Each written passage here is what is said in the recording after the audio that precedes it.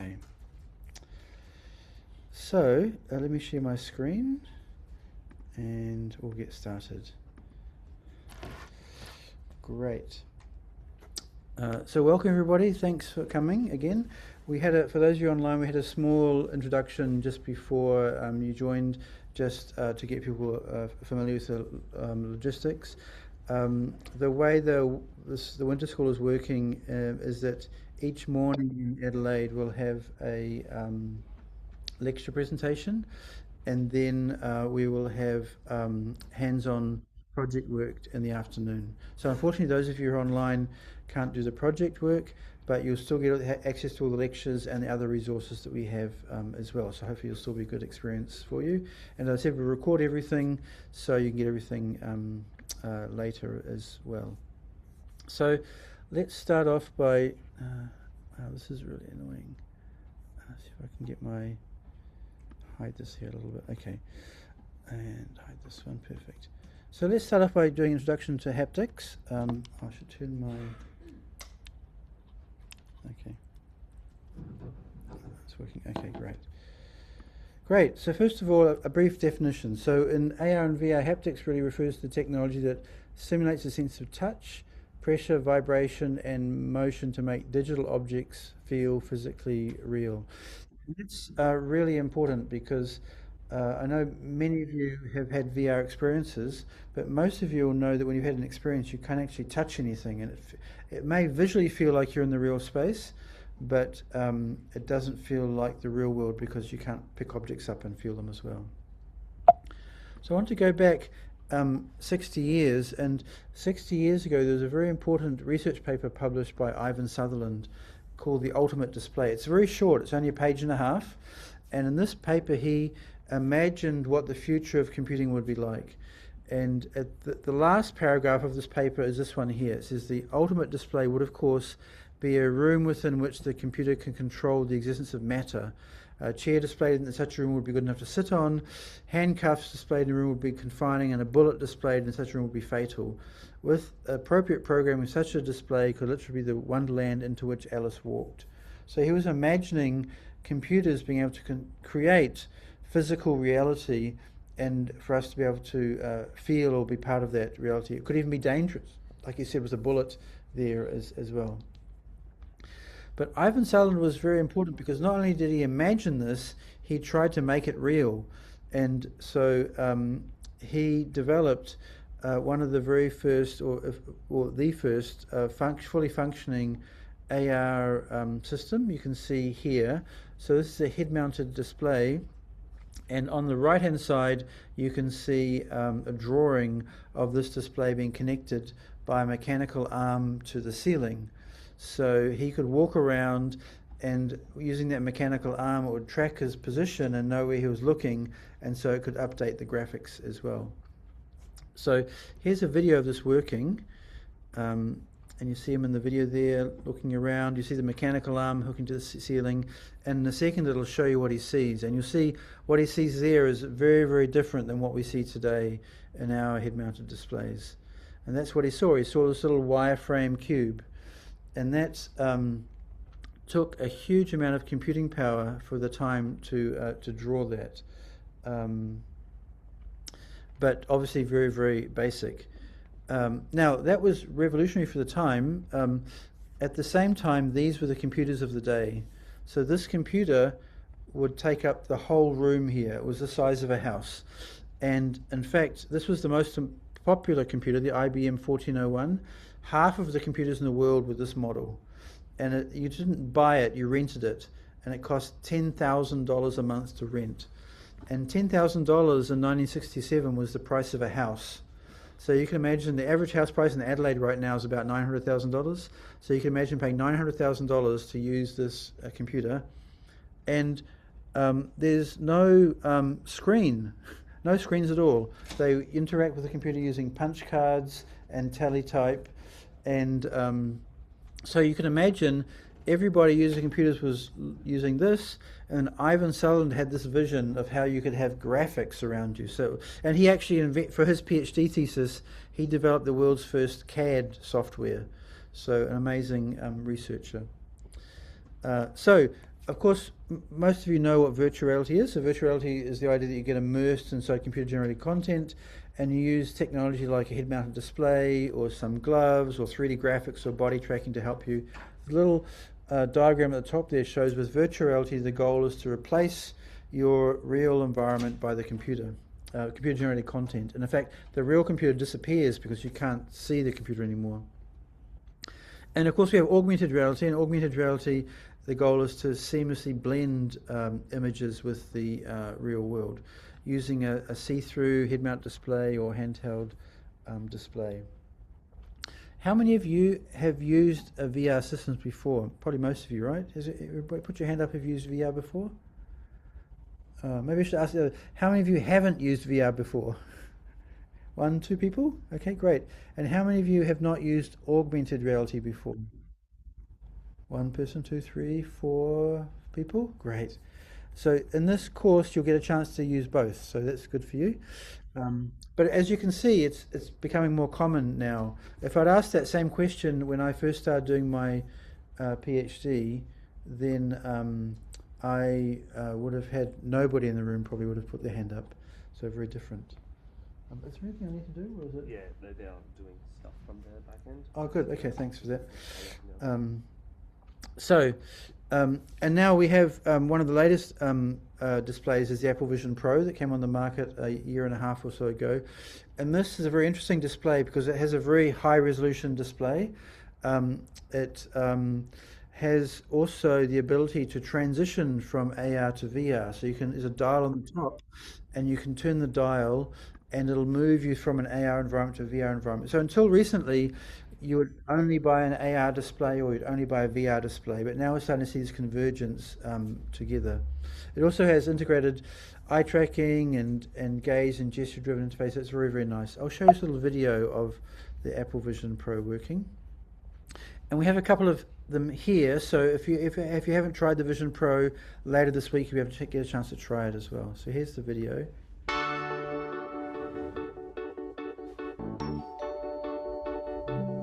So you can see the virtual content appears in the real world. So this is kind of an AR view here. Then you can use this hand gesture. You can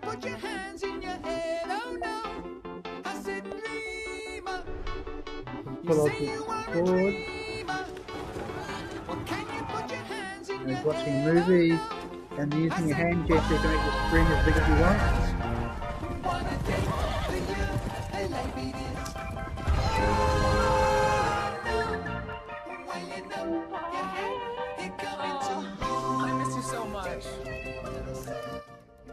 Getting a call from her friend.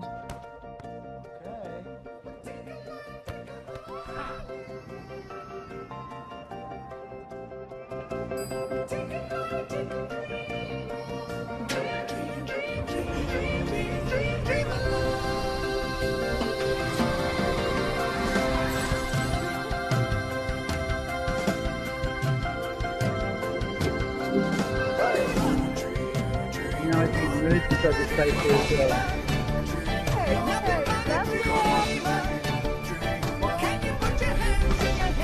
I'll stop there. Yeah, it's all good now. It's working. Oh, it's working now. Okay, amazing. Thank you so much for that. Thanks. Great. Okay, so if you want to, you can turn the way. So that's the Apple Vision Pro, which is kind of the state of the art of VR. Actually, tomorrow Weedong will come from New Zealand, and he'll bring with him the Galaxy XR, which is the Android head-mount display. This one you cannot buy in Australia, but this is the state of the art for non-Apple products. And it's pretty much the same as the Apple with eye tracking and everything as well. So we've come a long way. So the goal of virtual reality, this is Palmer Luckey, who was one of the co-founders of Oculus. He's since left Meta and has his own company. But he says the goal of virtual reality is to make it feel like you're actually in a place that you're not.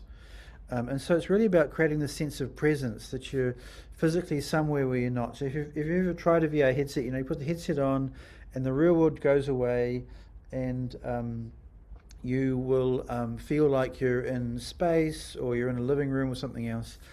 And so this sense of presence is very important. It's a subjective experience of being in one place even when physically situated in another. And it's important to, with VR, to think about immersion versus presence. So immersion, like with Apple showed there, they had the content and they tried to create a big immersive display. So with immersion, it was describes the extent to which it creates an illusion of reality to the senses. But the presence is more of a state of consciousness or a psychological state. So immersion can lead to a state of presence. And so many people, when they're using VR, they really believe they're in that virtual environment. And there's some ways you can try and create that strong sense of presence. One of the most important is to create rich multi-sensory VR experiences. So if you have a VR environment, for example, where there's a kitchen and you've got on the stove something cooking, if you hear the cooking sounds from the stove, it makes it more realistic. But for us, because we're focusing on haptics, if you can touch things in VR, that makes them really realistic. So if you could reach out and touch the pot, that makes it even more realistic. And so Mel Slate and others have listed all these different factors that influence influence presence. So how vivid or how realistic the graphics are, having a virtual body so you can see yourself inside VR, being able to interact in the VR, being able to have sensory and other realistic factors as well. And one of the very nice examples of VR and sense of presence is from an experience called Richie's Plank. Has anybody tried this one? Has anybody? Nobody? We could try it later probably. So Richie's Plank is a very famous experience on the Quest and other things, and it tries to create the illusion that you're on the edge of a very tall building. And in the very tall building, so you go into the ground floor of this building, you push the elevator button, and then you go up to the 40th floor, and there's a small plank going off the edge of the building. And then the goal is to walk on the plank and then step off the plank at the end. But you'll see from this video, what they do is they make it very realistic using a simple haptic trick. So I'll play the video here. So this is the video here. And you can see they have this wooden plank here. Then they have this button you go up in, and the elevator, and then you go up to the top of the building, and then you take a step out, and now there's the plank there. And because you can put your feet on the real plank, and with your toes you can feel the real wood, then it really feels like you're standing 40 stories up, even though you're only 1 inch or so above the ground. And so what they do is they get people to walk along the edge of the plank, and then they get them to take a step off the plank. And if people who have a high sense of presence refuse to take the step off the plank, and if you do step off the plank, then you fall to the ground, but of course you don't get hurt because it's just in VR. So this is a very nice example of using a very simple, you can see that person's reaching with their hands. She's so scared she can't even stand up. She's reaching with her hands to feel the edge of the plank and to crawl along, and then somebody stepped off the end and they just fall down to the ground. Yeah. But that's a very simple example of using simple haptic feedback, and in many cases they'll make the plank to be a little bit wobbly so you can feel it wobbling, everything very scary. Now, that's one type of presence inside VR, but in the Apple video I showed you, they also had augmented reality. And there's another type of presence called object presence, and the goal of object presence is to make the object appear real. So, for example, in the middle picture here, you can see there are 2 statues. One of those statues is real and one of them is fake. And it's a bit hard to tell which is which because they both have shadows and they both look like they're in the real world lit in the right way.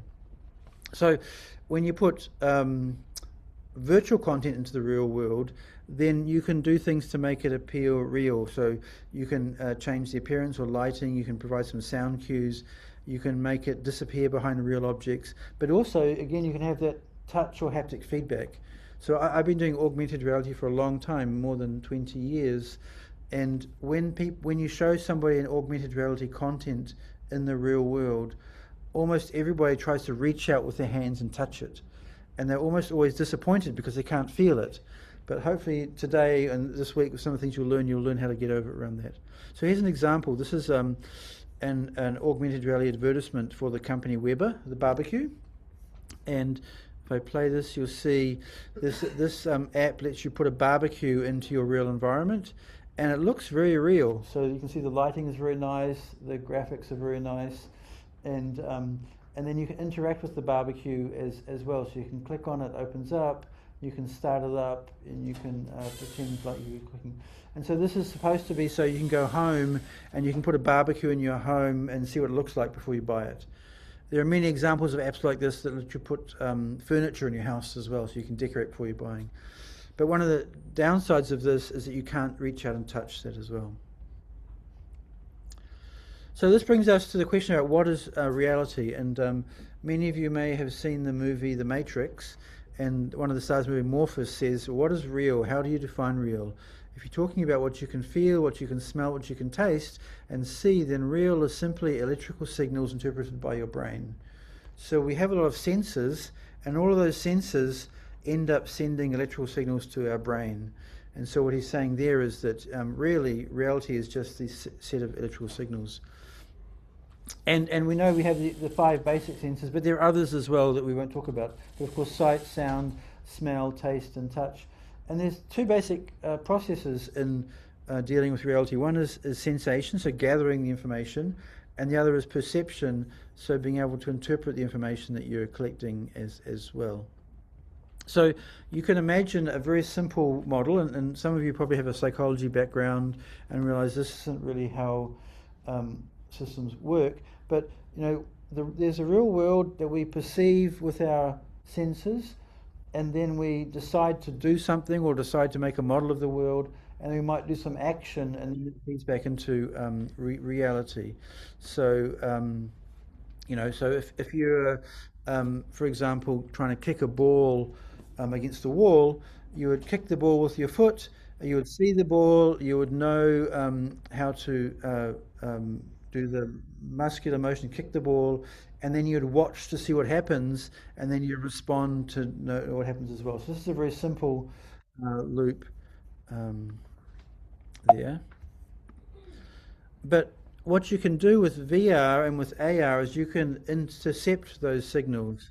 So now instead of having the real world just showing us or being perceived in the real world with our natural eyes, now what we do is we have virtual reality technology that has an output device and that creates the content that we're seeing with our eyes.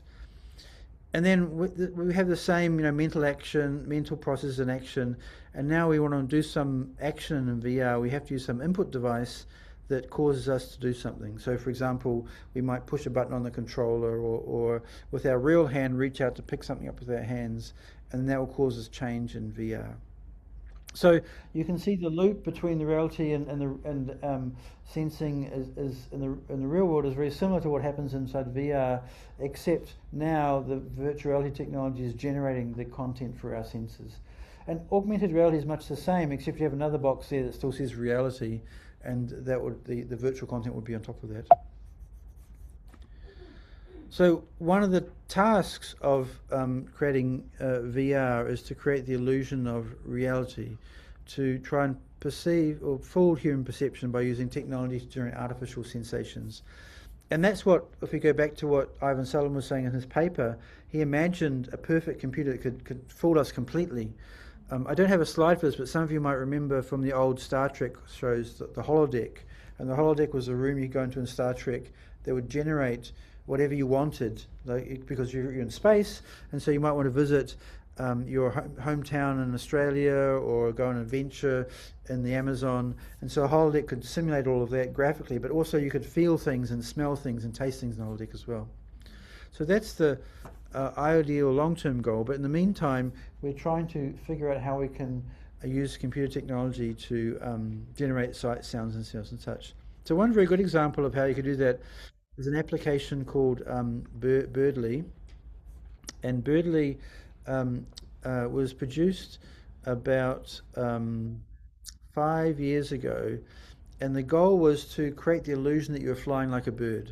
And so you can see the person here is lying on this wooden contraption, and he can flap his arms like a bird, and as he flaps, this records the motion and it lets him fly like a bird. This also provides some force feedback, so as he leans his body, it goes left and right. and he's got a VR headset on, he's got headphones on, and he's got a fan that generates wind. So as he's flying, he can feel the wind in his face. He can move like a bird. He can move like so. It's a very rich multisensory experience. Let me show you the video of this working. Ever wanted to soar like a bird over mountains or cities? That's what HTC Vive is offering at Computex, thanks to this very state-of-the-art virtual reality device. Birdly is a genuine bird simulator, letting you cruise the skies, flapping your arms to gain altitude, and twisting your arms to turn, dive, and even pull up. The environment is a little crudely rendered, but the overall experience is second to none, thanks to two very special features. The first is the articulated rig that lets you feel every single turn and dive. Second is surprisingly low tech. The fan that replicates the rushing of wind in your face. It'll even speed up as you dive, making it all the more real. Okay, I'm a little dizzy after that, but that was actually just amazing. You genuinely get a sense of flying. The arm movements feel bizarrely natural considering I've never flown before, obviously, and the King Kong was a little unusual. I could have done more of that. So that's Birdly. I've tried it myself. It was an amazing experience, but it was also very expensive. So you can buy this as a commercial product. It's about $250,000 to buy, so very expensive. But they've done a very nice job of providing the haptic sensation. So being able to push your arms up and down, and you can feel the resistance, and then you can feel the wind motion coming in as well, and hear the sounds. So. And this was a bit old video, so 5 years ago. So now the graphics are quite basic, but now the graphics can be very realistic. So that shows you what type of experience you can have when you combine together all the sensors as well. So this is the basic approach of a Dream VR or an AR system. So on the right-hand side, you've got the human with 5 sensors and others, and then on the right-hand side, you've got the system, which is generating sound and graphics and physical sensation and speech, and then in between that you have a human-machine interface. So, for example, on the bottom here you can see if I want to stimulate the vision system, then I have to have some visual simulation of an environment, some 3D graphics generated, the head-mount display, and then that goes into the eyes and then into the brain. So the focus of our work this week is how we can do that with touch and with haptics. So now you can touch things that you cannot normally touch. But that's part of a much bigger effort in terms of VR and AR is to stimulate all of the senses. And so when Ivan Sutherland had his vision, that was 60 years ago, and you can see the wireframe that he had there. 60 years later, VR is pretty much photorealistic. Any of you have played any games? I think Grand Theft Auto just came out this year, and it looks like you're driving a real car through the streets of Los Angeles. It's amazing. Sound has also progressed a lot, so now we've gone from mono sound to 3D spatial sound. So on the sound and graphics, we're pretty much at the photorealistic stage. But the other sensors are much more basic. With haptics, you can see the grey picture there, black and white. This is a mechanical arm, and this was developed 45 years ago, and this allowed people to feel like they're pushing around atoms with the scanning tunneling microscope. So the arm gave that mechanical kickback so they could feel the atomic forces, but that was attached to the building, so it was a very big fixed force feedback system. And now we've gone to wearable systems. You can see the gloves there the person's wearing have vibrators in the gloves, but it's still quite basic, the sensation you get compared to what we are with the graphics. So haptics really is about 20 years behind where we are with graphics, I would say. Maybe a bit less, but it's still a long way to catch up. And most of you in the room are young enough now that you'll, hopefully in your lifetime, you'll see the graphics, or haptics catch up to where graphics are now, but it's still a long way to go. And then with smell and taste, we're really even more basic. There's some companies now selling smell systems, but they're very simple. And taste, it's just very early experimentation. So one of the very important things is this sensory gap in XR. So you can see on the right-hand side is the physical environment, and we can interact with the physical environment using tactile and kinesthetic feedback. And on the left-hand side, we have the digital space, We have very rich visual and audio quality, but we need to bridge the gap, and we need to bridge the gap by providing some tools that provide tactile stimulation and force feedback. So, as the top sentence says, the visuals and audio in XR become very realistic, but our physical bodies remain unengaged, and it kind of breaks the illusion of total immersion. And so the missing link is that without that physical feedback, we can't feel a material. So somebody this morning was saying they want to be able to feel the material of real buildings, or pick up real objects and feel the weight or the resistance. And it matters because if we want to have that true sense of immersion or presence, we need to bridge this gap. You want to be able to, if you've got food cooking in the virtual kitchen, you want to be able to pick up the pot of food and feel the weight, or maybe even put your hand inside the boiling water and feel the heat. And so that would move us from a state of passive observation to real, genuine interaction and embodiment.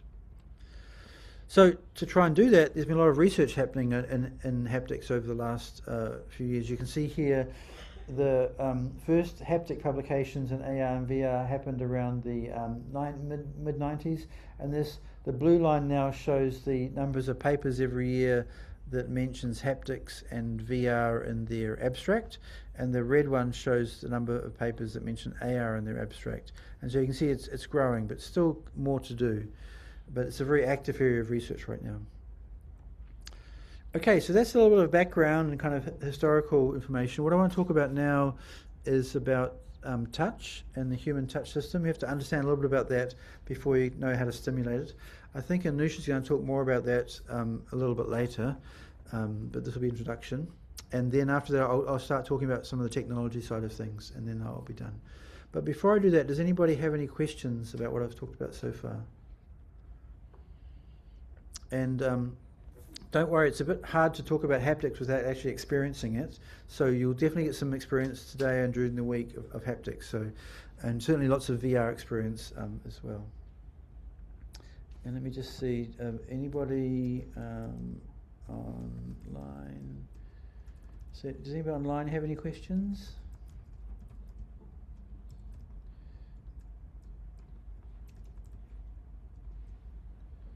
And for those of you online, I'm recording all the lectures as well. So I know for some of you that the time zone doesn't really work out very well because you're in Europe or somewhere else. And so we'll make sure you get all the recordings as well, so you can go back and look at them later as well. Oh, you got a question? Yep. So in one of the slides you showed that taste and smell haven't been explored much Right. in VR. What makes it difficult, or like? Oh, that's a good not question. there yet? No, it's very difficult. So, so you might know with colour that you can, with three colours, RG, red, green and blue, you can simulate all of the colours that humans can perceive in the spectrum. So to be able to create a colour display, you just have combinations of those three colour pixels.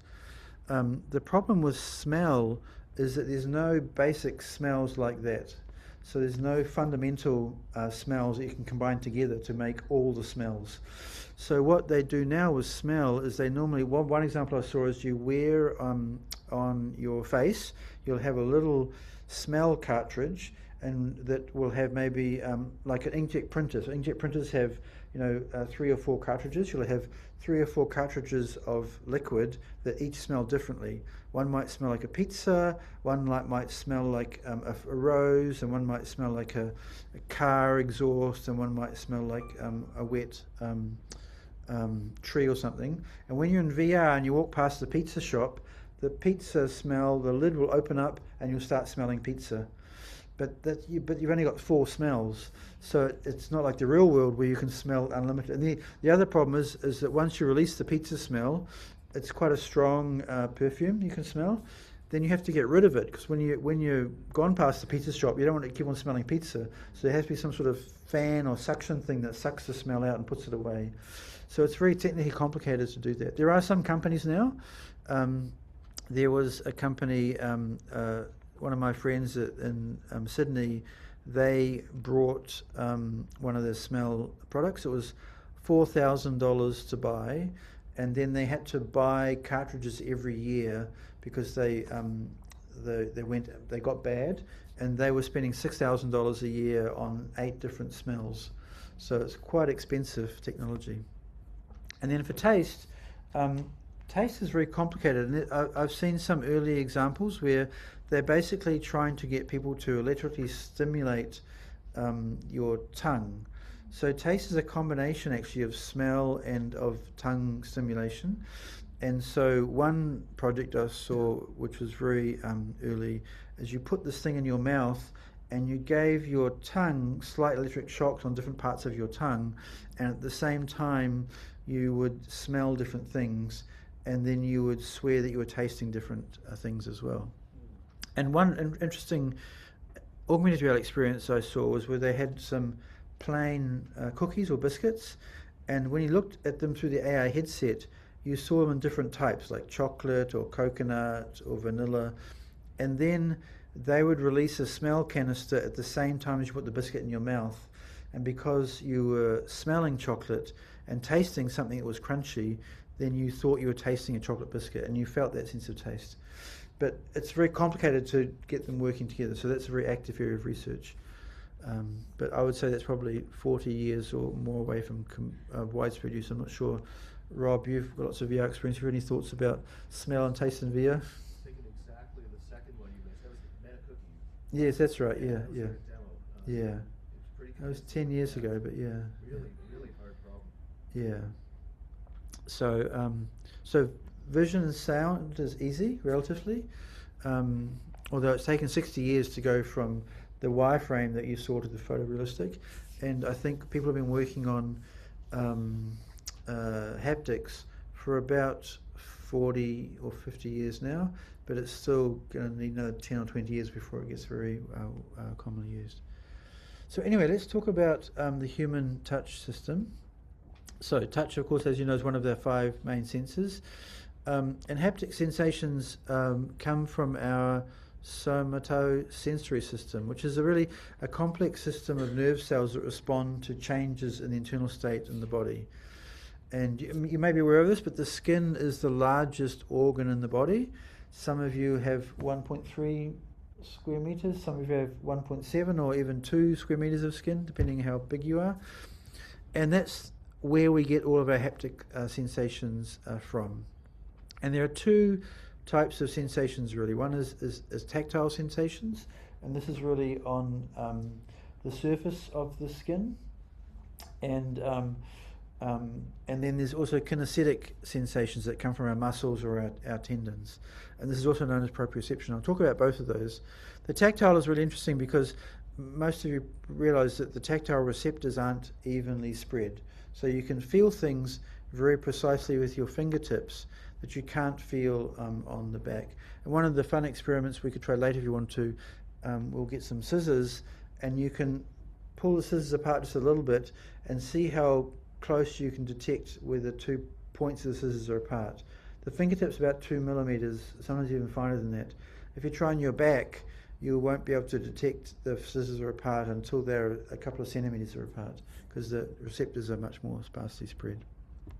So if you want to reproduce a sense of touch, XR haptics must replicate 2 pathways. One is the cutaneous pathway, so it's on the skin, and that includes things like temperature sensing, vibration sensing, texture, and slipping. And the second is the kinesthetic or proprioceptive. And this is the deep tissues. This is the muscles or connective tissue. This is the tendons and joints, and this tells the brain where your limbs are in space and help you sense weight, resistance, and force. So when you try and pick something up, obviously your muscles get engaged, and it tells you how heavy something is. But if you want to be able to build a realistic XR haptic experience, you have to replicate both of these systems. So let's talk about the cutaneous system first of all. So first of all, the skin is the largest, and it's also the heaviest organ in the body. It has 2 parts. One is the epidermis, which is on the top, and this is actually basically all the dead skin cells. And then there's the dermis inner layer, and in the dermis inner layer is 4 types of what they call mechanoreceptors, and it's hard to read from there, but I'll show them in a little bit. And each of these cells do a different thing, and these are all connected to nerves that send signals to the brain. So as you touch something, you'll get a response from one of these 4 types of mechanoreceptors, and that tells your brain you're touching something. So a bit more about the mechanoreceptors. There's 2 types. There's fast-acting receptors. These are called the Meissner and the Pacinial corpuscles, and they detect changes in state. So if you stab if you take your fingernail and push it into your skin, so then you've got a little bit of pressure on your skin, this will trigger. But if you do that and you hold it for a while, you notice that the feeling of pressure starts to go away, and that's because the fast-acting receptors now know that there's no more change happening, so they turn off. But then you have these slow-adapting receptors, the Merkel disc and the Ruffini endings, that detect sustained pressure. So if you push your finger into your palm, you might feel a sharp little spike at the beginning. That'll eventually disappear, but you'll feel some ongoing pressure due to the Merkel disc. And you see from the table here, this is the response time. So the Meissner and the Pacinian corpuscles, they respond very quickly, 20 to 50 times a second, or 100 to 300 times a second. Whereas the discs and the Ruffini corpuscles, very slow, 0 to 10 times a second. And the fast ones are responding to velocity or acceleration or vibration, whereas the slow ones are responding to intensity or to stretching of the skin. So here's a little video that explains that in a bit more detail. And it's important to know this because later today we're going to start talking about vibrotactile and electrotactile technology, and also about haptic and force feedback.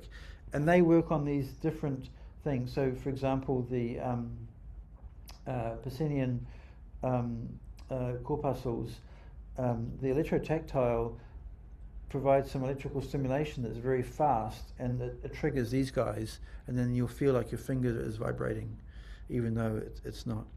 So here's a short video that explains this in a bit more detail.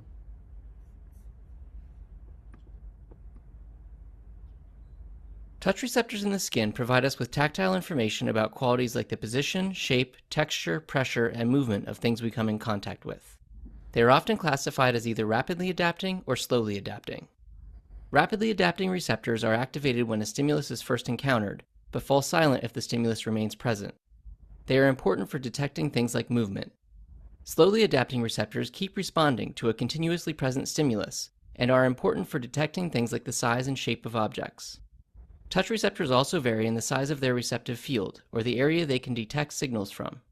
Having many smaller receptive fields typically allows for better tactile discrimination than fewer large receptive fields. There are 4 main types of touch receptors found in hairless skin, like that of the hand. Merkel's discs are slowly adapting receptors that have very small receptive fields and high spatial resolution. They are especially dense in the fingertips and are best suited for processing information about shape and texture. Meissner's corpuscles are rapidly adapting receptors. They have relatively small receptive fields, but their spatial resolution is inferior to that of Merkel's discs.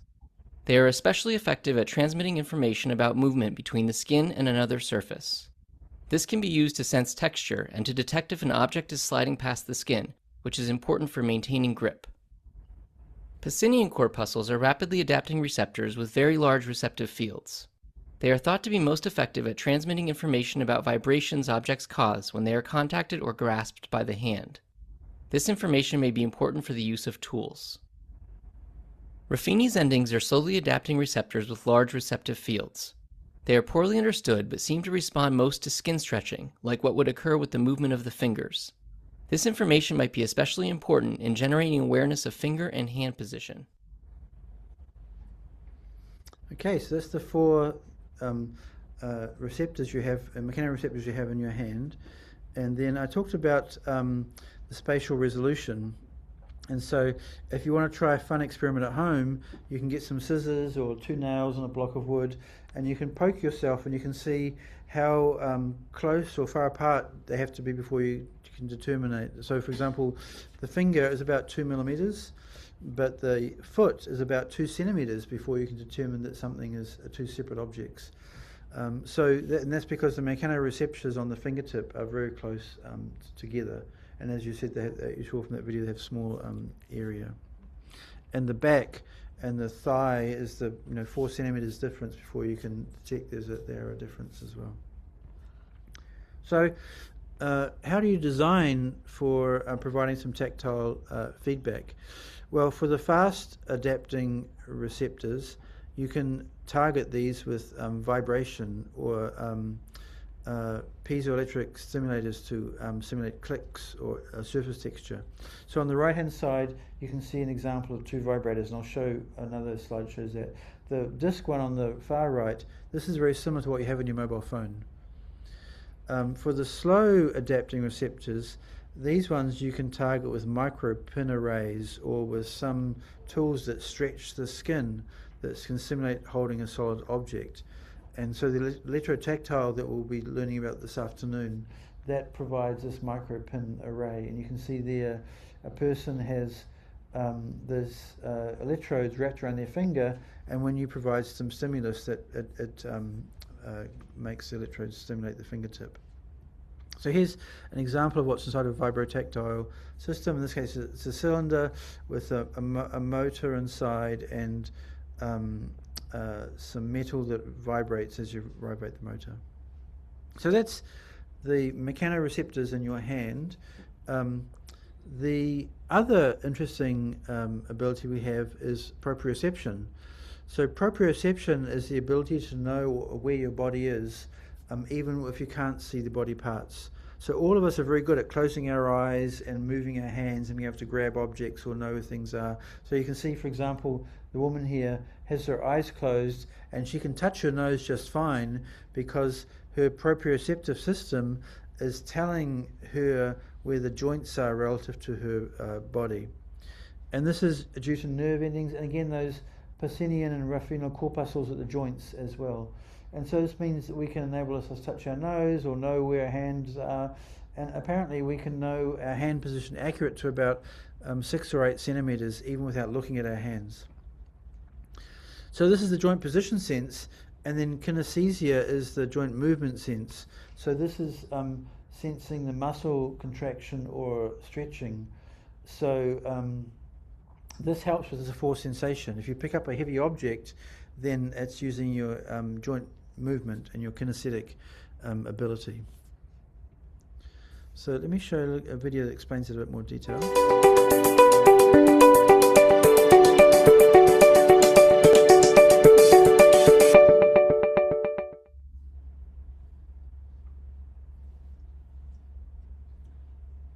Proprioception comes from the Latin meaning one's own.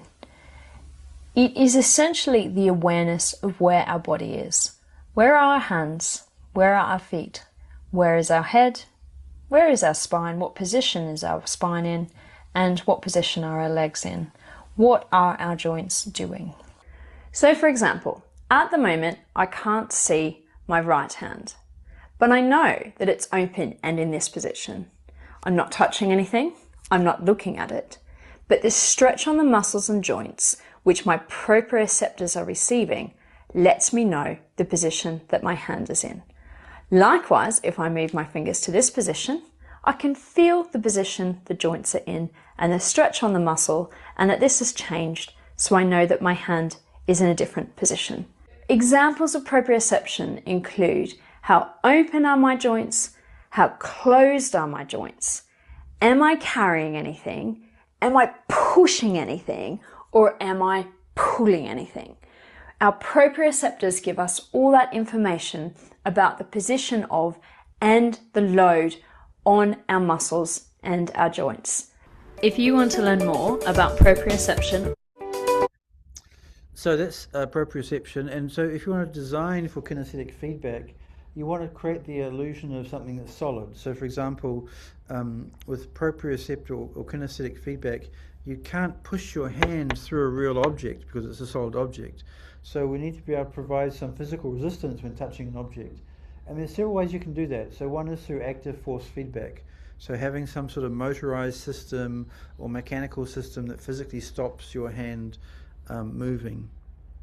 Another way is using passive or systems. So basically using magnets or some other objects that simulate stiffness.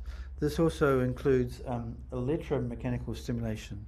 So I can provide an electric shock in your muscles that stop you moving. And so if you reach out to touch a virtual wall, the electric shock will turn on and you can't move your hand any further. And then you also have these pseudo-haptics, and we'll talk more about that in a little bit, about how you can use visual illusions to slow down a virtual hand movement relative to the real hand, and to trick the brain into perceiving weight as well. So that's a little bit about the background, and I was going to talk now for a little bit about the core haptic technologies. Does anybody have any questions, though, about the physiological background information? No? Okay, let's go and talk about some core technologies. So, as I talked about before, in immersive computing, haptics falls into two main categories. Tactile feedback, that is trying to stimulate the sensation felt by the skin. So, for example, high frequency vibrations that might stimulate a laser blast, or some textures that stimulate different types of surfaces, or thermal changes that stimulate heat or cold as well. And then you have the kinesthetic or the force feedback that simulates resistance or weight or the position felt by the muscles or joints. It stops your hand passing through a virtual wall. And so most haptic devices fall into one of these two categories. Some try to combine them together, but it's technically quite difficult.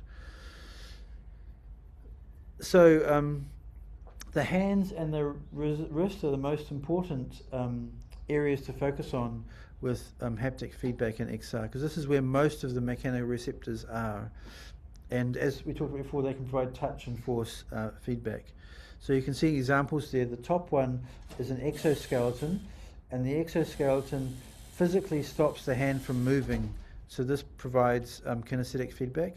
The bottom one here is a glove with vibrators on it, and so this provides vibrotactile feedback and touch feedback.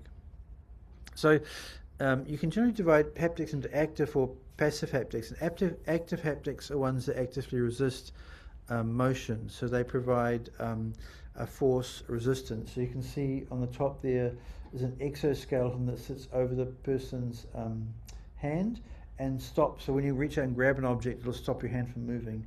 This is a Phantom Omni, which is a mechanical arm. And this also stops this pen stylus from moving when it hits certain things.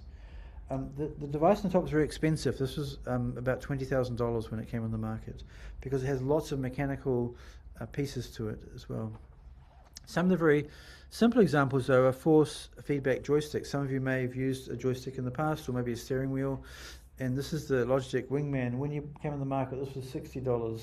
And it provided you a good experience if you're flying a spaceship and you start getting hit by missiles or something, then your joystick starts vibrating. So it provides a very simple vibration. This is the Phantom Omni, and this was a stylus, and as you move the stylus around, it would provide force feedback based on where the virtual tip was in the VR. So here's a video of this working. Of course, you can't feel the sensation on the video, but this is a simple modeling program, and as you start, you create the block of clay, and then with the stylus you can start pushing into the clay, and you start feeling the clay on the stylus. It's very, very realistic, and this is very different from, if any of you have done CAD modeling before. With CAD modeling you normally start from nothing and build up. With this sculpting you start from a block of clay and you sculpt away, because you can feel the clay. We have a version of this here in our lab, but unfortunately it's so old that the drivers don't work anymore, so you can't use it anymore. This is an example of a haptic glove, and you can see it's a big mechanical system that sits on top of your hands, and it provides that active haptic feedback. This is a product from a company called Haptics, and they have a very interesting system that combines tactile and haptic together. So you can see on the back here of the hand, they've got an exoskeleton, and they can simulate feeling weight, but on the fingertips, you can see on the right hand side, they've got this very small set of air bladders that will provide tactile feedback. So you can touch things with a 2mm finger tracking accuracy. But these are very expensive. These cost about $50,000 to buy. And they combine, but they're one of the few devices that combines both the tactile and the kinesthetic feedback. Here's a video of the system working.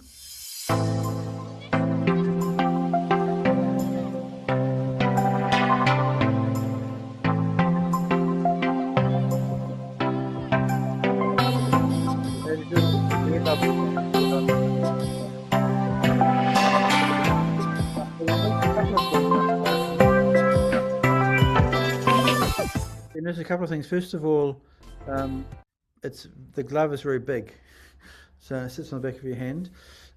Secondly, it's not quite obvious from the video, but it's using air to inflate those little bubbles. So the person's hand, you see the big thick cable coming off their hand? That's going to an air compressor that is actually blowing the air into their hand. And so the hand is attached by about 2 or 3 meters of, you can see that black box there, that's the air compressor. So the person isn't able to walk around in the real world because they've got this big box they're attached to. So there's a few problems. $50,000 and you have to stay close to this box. I've tried it. It feels very nice. It's not 100% realistic, but they have a very nice demo where you can turn on water in the kitchen and you can feel the feeling of water in your hand, and it feels pretty good, but it's pretty expensive. And somebody, there's now on the website, you can build your own haptic glove. This is using $22 of parts, and they have just little motors and fishing wire going to all the handles here. Of course, it doesn't provide anywhere near the experience of the $50,000 system, but if you want to buy something or build something cheap, you can do that. So that's active haptics. Another type of haptics is passive haptics, which aren't controlled by the system. So the Richie's plank example, the plank there is a passive haptic system because it doesn't have any electronics or anything. This is another example of that. They had a thing called the pit, and in the VR, the simulation was you'd walk through a door, and the next room you were standing 3 stories above a pit. And you can see the person there standing on the edge of this wooden platform in the real world. The wooden platform is only an inch above the real floor, but just like Richie's plank, she looks down and she sees 3 stories down to the ground. So she feels like she's standing on a pit. And they use these styrofoam blocks to make the walls of the building. So you can feel the walls as well. So very simple. So University of North Carolina had this project called Being There, where they wanted to build very realistic VR environments with simple physical mock-ups. So you can see how they use these styrofoam things. If any of you have been to, there's in Adelaide, there's a system called Zero Latency, which is a location-based gaming environment where you can run around in VR and play games with each other. They also have physical props that create the illusion that you're really there. People have also done other things. This is a passive haptic paddle, so you can use real physical props to provide haptic experience. So in this case, you're in the VR, you can have this touchpad, and it's actually just a piece of wood that you can touch with your finger as well. There's a very nice example of what you can do with haptics called haptic retargeting. You know, if you have many physical objects that you want to use, it's really not very good to have to create 20 or 30 blocks to simulate some physical blocks. So there's a thing called haptic retargeting. The goal with this one is to have one physical object, but to warp your hands and to create the illusion that you're touching different objects, even though you're only touching the real object. So one of my students here, he did a project for his PhD on this, and he had in the VR, when you went into VR, you saw controls in front of you that had lots of buttons, and you could reach out and push the button, and you'd feel a real button. It felt really realistic. But actually, in the real world, there was only one button on this wooden panel. But when you moved your virtual hand, the graphic of the hand warped to always go to the real button, even though in VR you were seeing many different buttons. So this is a project that Microsoft did to simulate that. And let me play you a little video to show you that. Haptic retargeting is a technique that enables haptic feedback for multiple virtual objects using a single physical prop. We leverage the dominance of human vision over proprioception to allow for unnoticeable warping of the workspace to map a single physical object to many virtual ones. For example, our framework allows for arranging a castle of blocks with a single physical cube. Also, the haptic response of stacking cubes can be provided by redirecting the cube to the table's surface. So he's trying to stack blocks there, and he's picking up the one physical block, but because in the VR it shows his hand moving differently than the real world, he can stack the same block on top of the real world over and over again. So one of the interesting projects that you might want to do for the course this week is some type of that, where you can build a simple version of haptic retargeting. And that's using passive haptics, so that the blocks had no electronics in them. So that's haptics and kinesthetic feedback. Let's talk now about tactile feedback, where the goal is to stimulate the skin. And you saw already with the haptics one using air bellows, you can use jets, and you can also use vibrotactile actuators. So the Quest controller has vibrotactile vibrators in it, and you'll learn today about electrical stimulation as well. So here's a simple vibrotactile cueing device. Everybody who's got a mobile phone has at least one of these motors in the phone. So when you get a phone call, the phone vibrates, and they can be made very small. So you can see this is a quarter from the US. The vibrator is much smaller than the quarter. This is a penny. So they can be very, very small. And you can put them on different parts of the body. So here's an example of a vest, and they have vibrators all over the vest. In this case, they're trying to give people direction. So when you're in VR training, you might want to have vibration to tell you to move left or right, depending on where you go. So one of the tools you'll use in this project is a tool called VibraForge. And VibraForge is an open source vibrotactile toolkit that lets you to control up to 128 vibrators. So you can have 128 of these little vibrators connected to one board. And then they also, most importantly, have a simple graphical editor for authoring the vibration pattern. So you can imagine if you've got like 64 vibrators in an 8x8 grid, you might want to have a wave or a pulsum in some ways. And it's quite complicated to code that up. But with this tool, this was released just last year, you can do that automatically. So let me show you a little video of this one. Haptic feedback is crucial for interacting experiences, but designing haptic systems can be complex. Introducing VibraForge, an open-source vibrotactile toolkit simplifying haptic design. Each vibration unit integrates a motor, a custom driver, attached to garments with press fit for plug-and-play use. With chain connections, up to 64 actuators can be controlled using an ESP32. Our GUI makes designing vibration pattern easy and intuitive. Explore VibraForge possibilities from VR gaming to teleoperation assistance. Visit our demo at UIST 2024. So you can see the last frame there shows they've got the VibraForge controller, and they bought a bodysuit with all these vibrators all over the bodysuit. So that's one of the pieces of technology we're going to be using today, and you'll get a chance to try this just after lunch. And you can buy this now. It costs about $300. Was it, John 10, was it $300 US? $300 US dollars? Yes. Okay, great. Sorry, what? 100 US dollars. No, it's not like $100 US, but $100 US for shipping. Oh, so it's $400 in total. Okay, a bit more expensive to ship. So that's vibrotactile.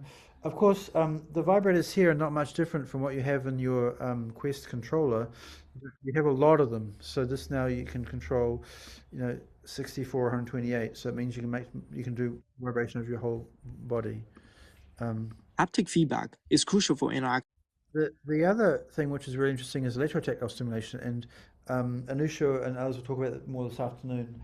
But the basic idea is to provide mild electric currents directly to the skin to stimulate those mechanoreceptors I was talking about before. And so this creates sensations like tingling or vibration or pressure. And the sensation depends on the current amplitude, the frequency, and the wave shape. And one thing that's very, very important when you use this is you have to calibrate it for each person. So different people have different thicknesses of their skins, and so what might produce a tingling sensation in your fingertip might cause pain for me. So when you start using this later today and over the next few days, we have to calibrate for each person to make sure you get to the comfort level, and then you can start providing stimulation as well. So these are very small electrodes that are flexible, so you can wrap them around your fingertip, you can put them on other parts of the body, you can wrap them around devices, and then use electricity to provide the stimulation.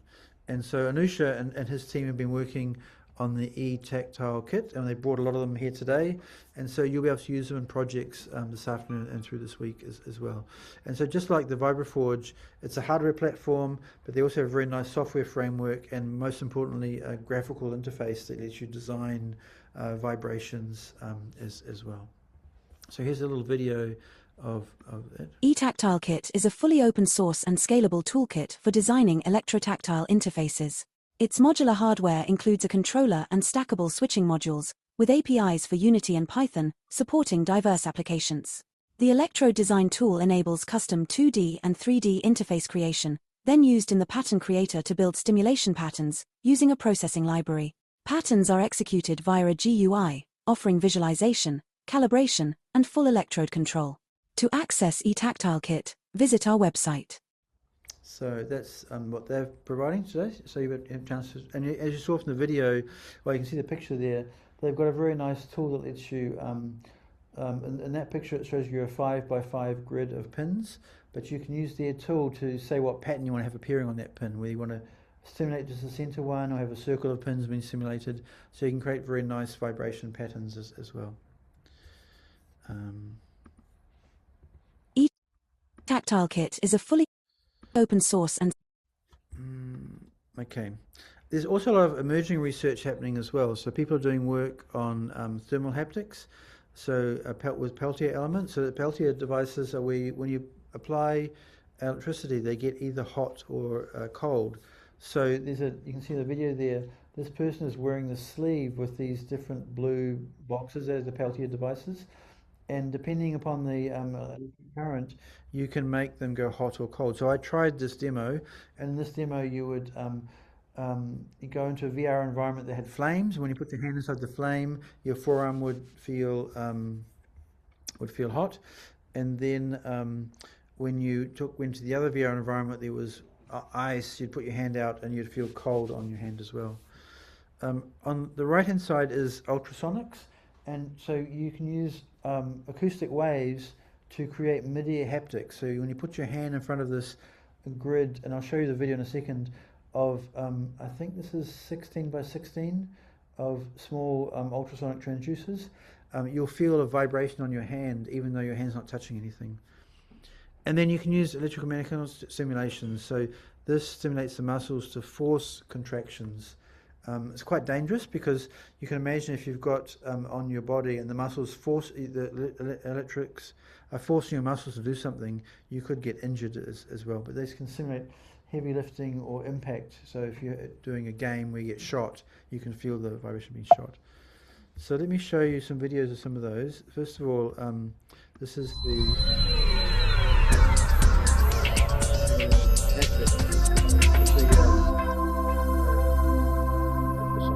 Haptics is the science of touch.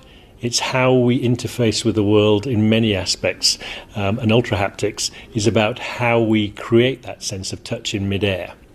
So we can create buttons and sliders and switches, or even virtual objects in midair that you can touch that really don't exist.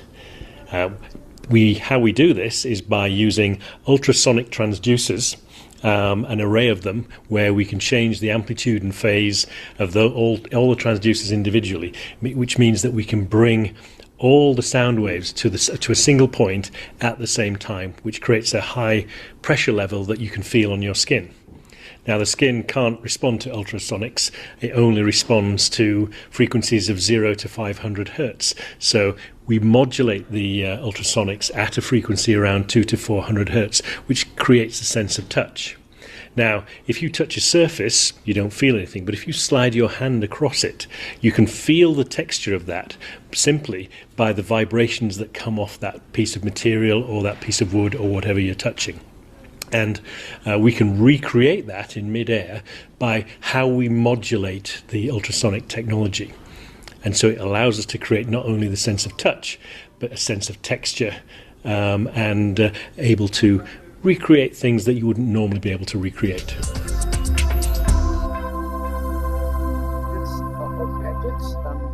These systems are quite expensive. It's still $5,000 or $10,000 to buy one, but they're trying to make them cheaper so they can put them into everyday devices. And there are some interesting application domains. For example, in medicine, it's very bad in the operating theatre if the surgeon is touching surfaces of things, you know, because he's got blood on his hands or whatever else. It has to be sterile.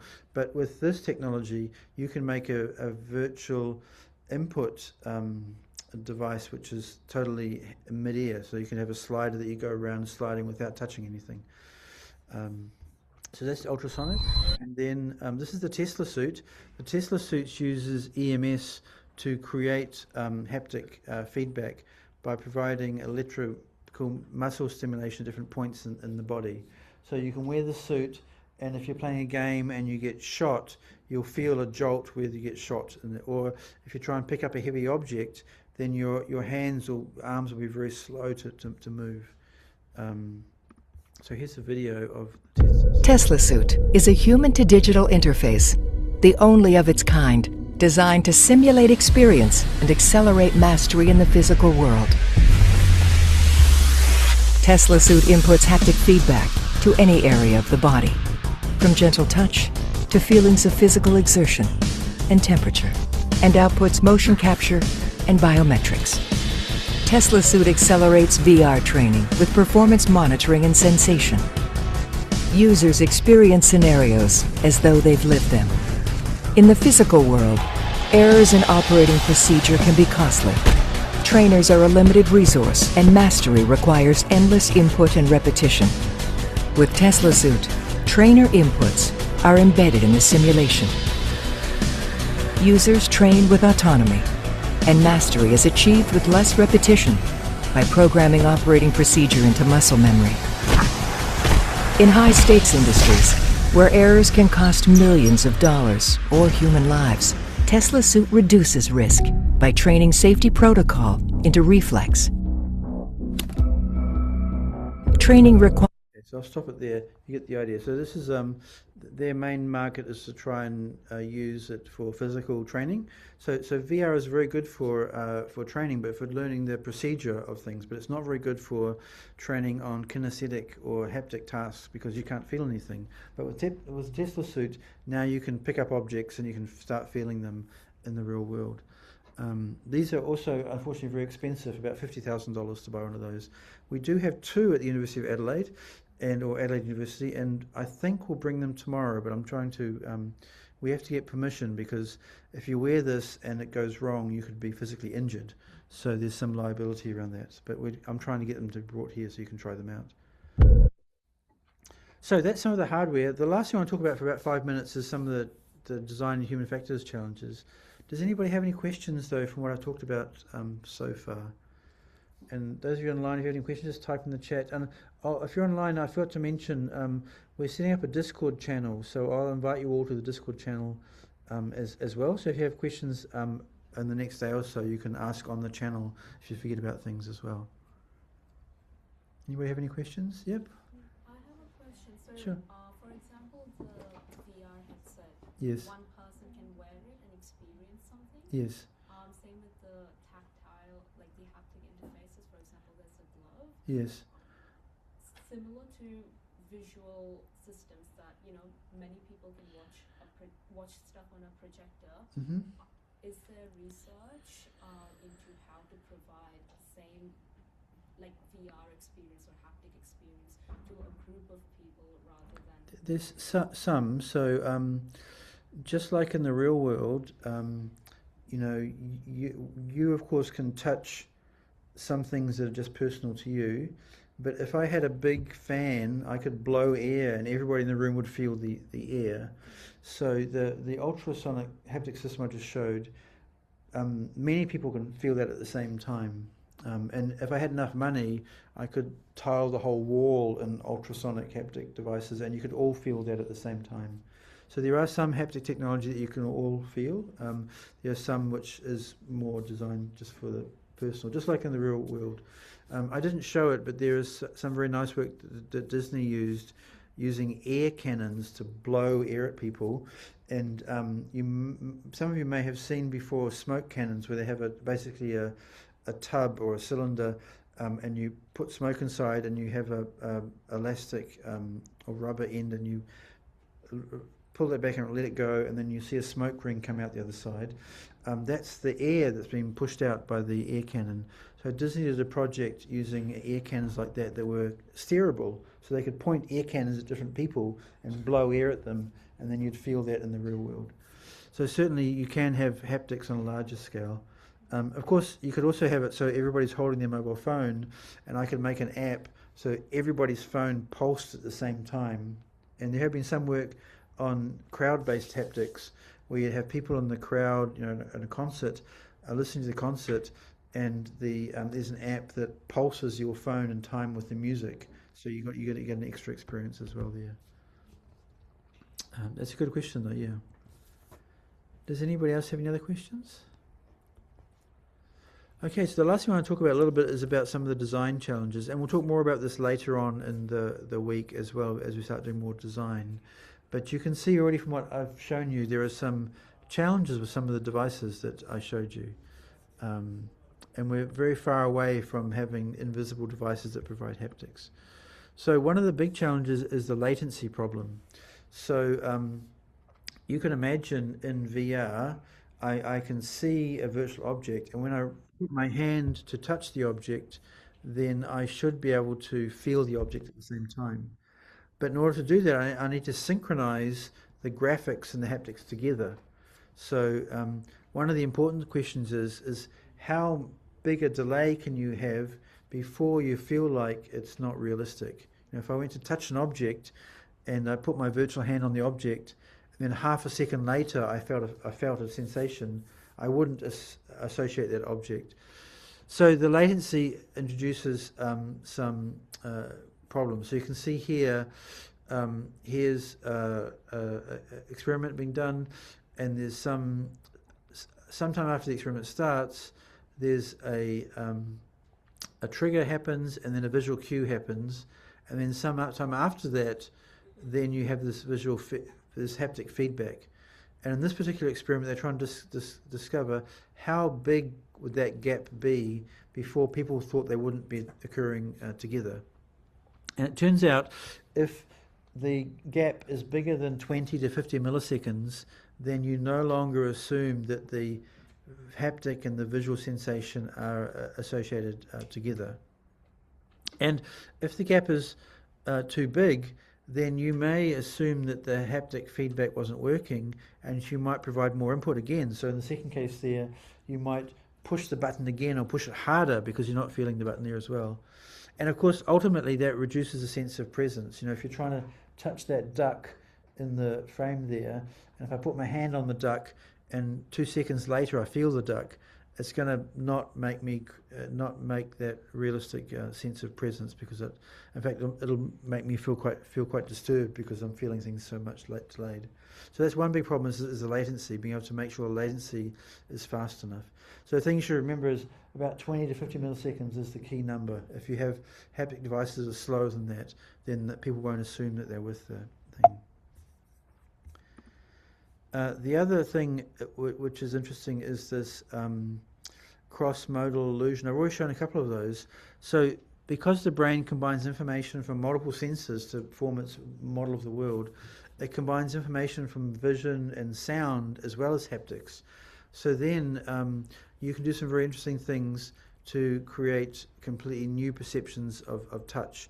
So for example, you can have visual haptic illusions, and this is where when your hand's in VR if you push your hand towards a virtual wall, you can stop your virtual hand on the virtual wall, even though your real hand is still moving, and maybe provide a little bit of vibration on your real hand, and it'll create the illusion that your hand is being stopped. So that's the illusion that your virtual hand stops at a solid object. Or you could artificially slow the hand in VR to create the illusion of weight. You know, if you're picking up a very heavy object, then your virtual hand might move up slowly. If you're picking up a light object, it might move up light, very fast, and that creates that illusion as well. There's also audio haptic illusions. So, for example, if you're building a game and you have a small vibration in the game when you fire a gun, but you hear a huge explosion, then that creates the illusion that the energy of the gun is much bigger than if you hear a small sound with the same level of vibration. In fact, that might be one of the projects that you could do for this week, is to create, to explore what happens when you have the same amount of vibration but very different sounds, and see what perception you get there. You can also do that same thing with the texture. So if I move my hand across the surface and I feel the same vibration but hear different sounds, I might perceive that the surface is made of different materials. Like if it's if I'm tapping on the surface and it's a very high-pitched tinking sound, I might assume that the surface is made out of metal or glass, and if I'm tapping and it's a deeper sound, it might be assumed it's made out of wood or something different. So here's an example of this here. So you can see this is a cross-modal of different visual cues. So here's a person tapping, and they're tapping, and there's a vibration that happens on the back of that tapper, and the vibration changes depending if the object's supposed to be soft or hard. Let me just show that again. So you can see here, if the object is soft, then the vibration on the back of the tapper is very spongy and it's got a big wave. If it's hard, has a short vibration, then it's flat. So even though the object that they're touching, in this case a piece of wood, is the same object, because the vibrator responds differently, they will perceive it as being different. And then they can do that in VR, and so you can see here the virtual cube for the soft one is very bouncy, and the virtual cube for the middle one is not so bouncy, and for the hard one it barely moves at all.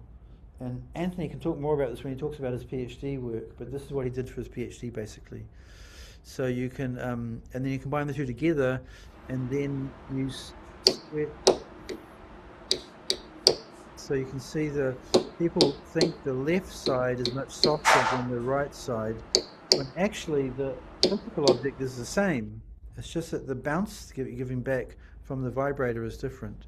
So that's an example of a visual haptic illusion. The combination of seeing this cube bounce up and down and feeling a little bit different bounce on the finger creates that illusion. So the other thing is haptic fatigue. So the haptic devices people have are some of them are pretty big. So you can see the compressor that I showed you before, that was the first version of the haptics hardware. The second version now is a backpack. So now you've got to wear this backpack that weighs about 10 kilos and provides air to your hands. So you can imagine doing that for a long period of time, you start getting tired. The large hand on here. The other thing is that they have this thing called haptic habituation.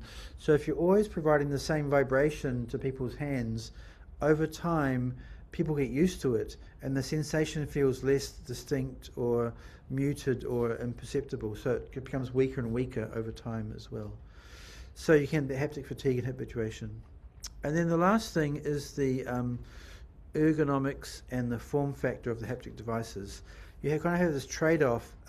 If you want to provide powerful forces, you have to have big devices to provide the forces. So you saw some pictures before of big exoskeletons, but that requires a big bulky device. So you've got kind of this trade-off between bulk versus realism. Also, people have all different body sizes and shapes. If you're building kinesthetic systems that require people to fit mechanical joints to align with their joints, then you have to be able to move them around and fit them as well. If you're doing things with heat, then you have to be able to cool the stuff down, And there are many haptic devices that require physical tethers. I showed you the haptics before that tethered you around. So here's some examples. This is the haptics device I showed you before that you connect to this box. This is a very nice force feedback device from a French company called Haptics, but it has this physical arm, and you can only move within 2 meters or so because it's a big physical arm. But it provides an amazing sense of touch. Yeah. So as you can see, there's also a lot of work that needs to be done around haptics, the ergonomics and the designing of the systems, and we'll talk more about that later as well. So that's pretty much everything I wanted to say today. That was kind of a long session, but that's going to be probably the longest lecture you have today, so it's all going to be shorter from now on. Does anybody have any questions about anything I talked about?